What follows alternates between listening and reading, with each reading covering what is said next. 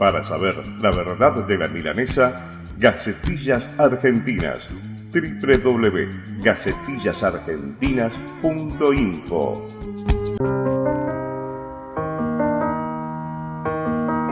En Contrapuntos, entrevistas, diálogos para pensar.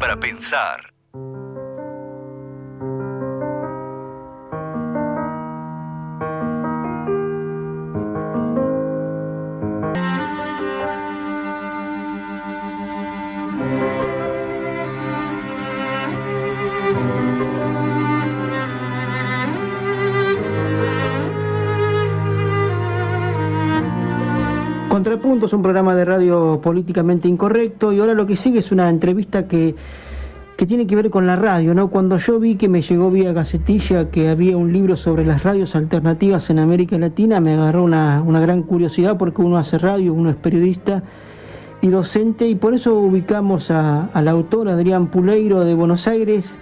¿Qué tal? ¿Cómo te va, Adrián? Hola, ¿qué tal? ¿Cómo va? Bueno, gracias por tu tiempo para charlar aquí en Contrapuntos.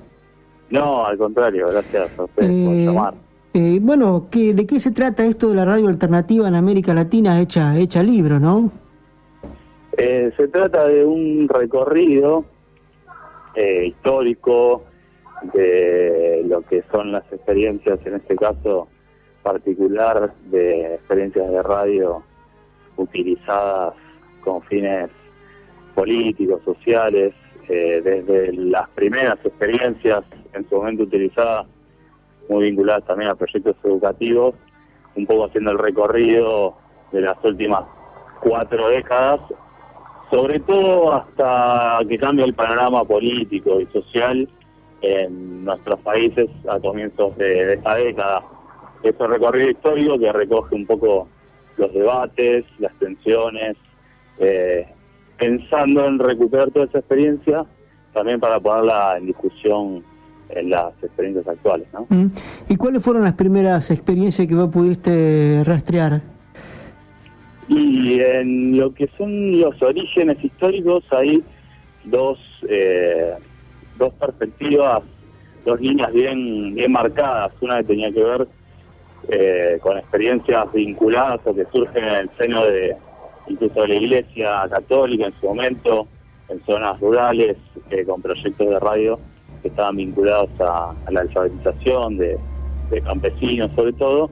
Eso ya hacia fines de los 40, principios de los años 50, y después la otra gran matriz que de alguna manera funda este tipo de modelo comunicacional y de experiencia, que es la experiencia también a principios de los 50, de la Revolución Nacional en Bolivia, de toda una red que en su momento estaba controlada y gestionada por lo que era la Federación de Trabajadores Mineros de Bolivia, que también era un poco la columna vertebral de la COB. Esas fueron como las experiencias, las líneas fundantes que después, fueron desarrollándose, incluso teniendo cruces más interesantes, pero son como las matrices fundacionales de todas estas experiencias que después fueron proliferando, ¿no? A medida que fue pasando el tiempo. ¿Y en qué momento proliferan más este tipo de radios? Y según lo que se fueron constituyendo como tradiciones, digamos, ahí la radio educativa, la radio popular más vinculada con las organizaciones populares, después que están muy vinculadas también a los procesos de auge o de reflujo de las luchas populares.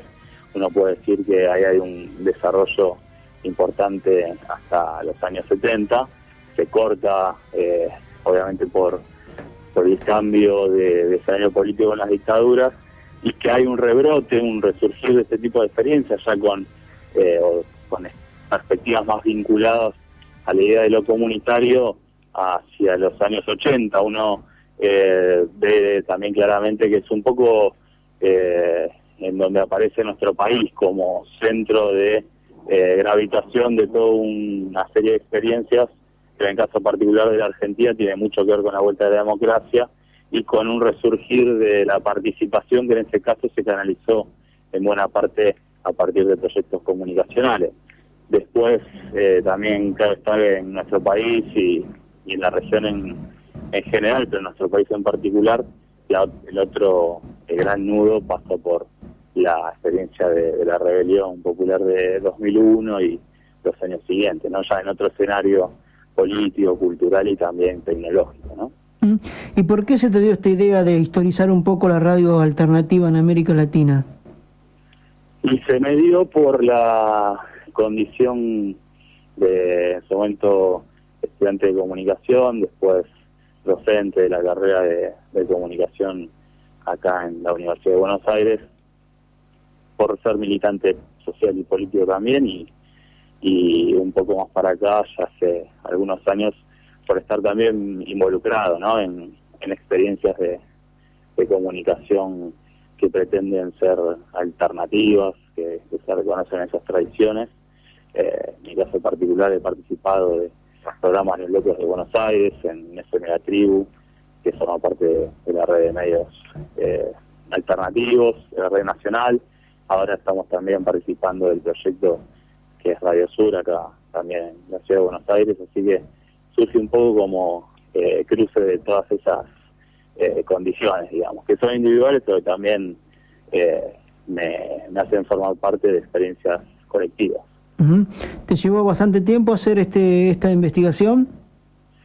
La base del libro es mi tesina de grado, de hecho, así que tiene un trabajo importante atrás, con un trabajo que hice sobre todo a partir de lo que son las asociaciones que nuclean las radios populares, comunitarias alternativas a nivel continental, que son ALER y AMARC, un poco haciendo eje en las producciones de esas asociaciones, en lo que son las reflexiones que se fueron publicando a lo largo de los 30 años, de los últimos 30 años, son la base de la investigación. Y sí, llevó un tiempo, la investigación es lo suficientemente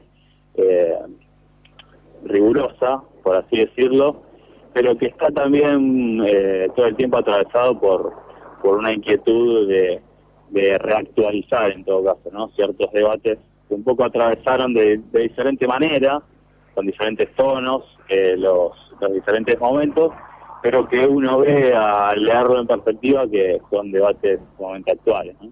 Uh-huh. Hay un libro de don Ricardo Horvath que se llama, creo que se llama ¿Qué hacer con la radio?, ¿no? Y te pregunta vos, ¿qué se puede hacer con la radio?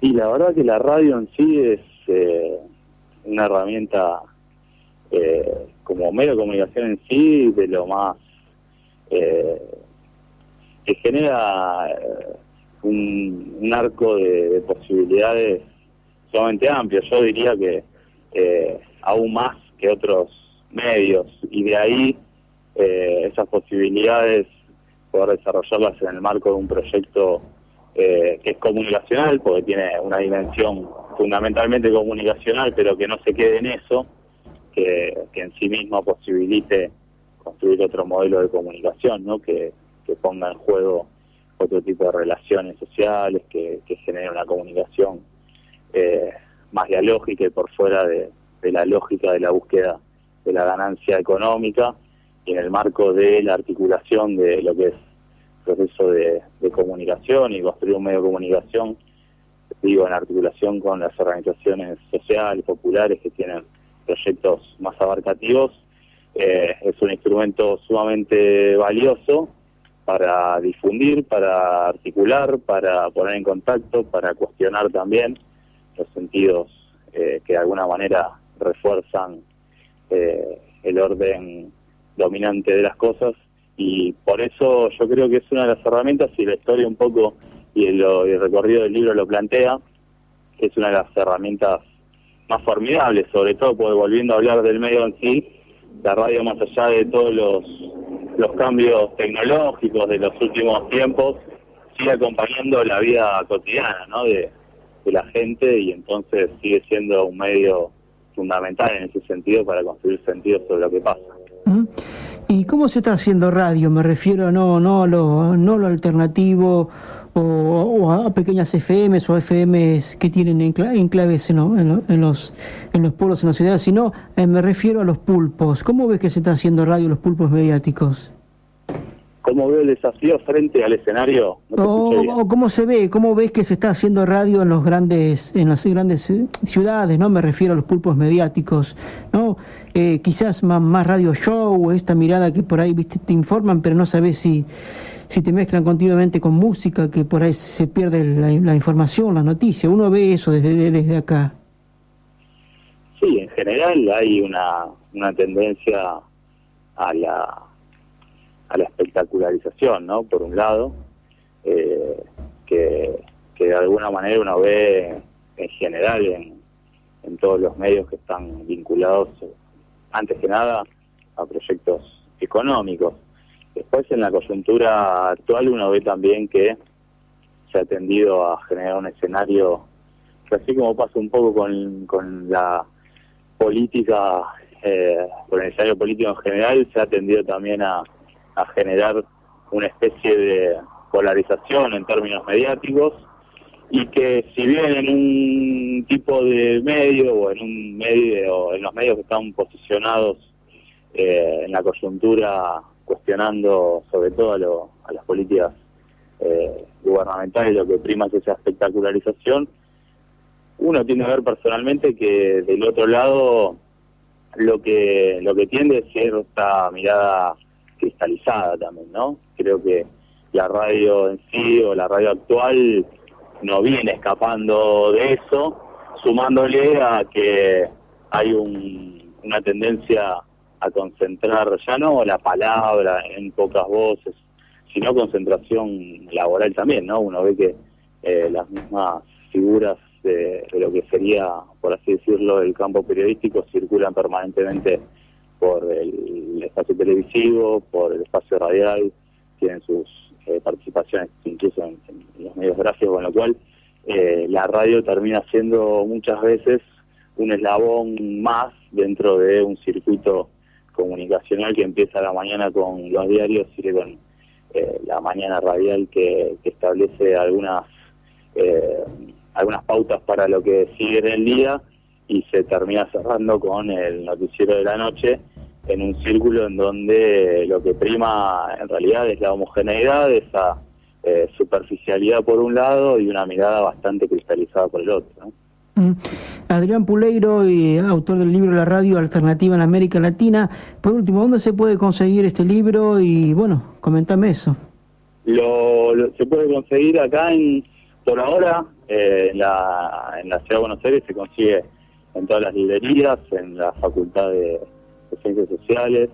Vamos a ver cómo hacemos para llegar un poquito más allá de la Ciudad de Buenos Aires, pero también se puede conseguir entrando a la página de la editorial, que es la editorial El Río Suena, y contactándonos por mail. Seguramente si alguno está interesado, vamos a ver de concretar y hacérselo llegar. Gracias, Adrián, por tu tiempo, y hasta la próxima aquí en Contrapuntos. No, al contrario, y bueno, estamos en contacto, un gusto, ¿eh? Chau.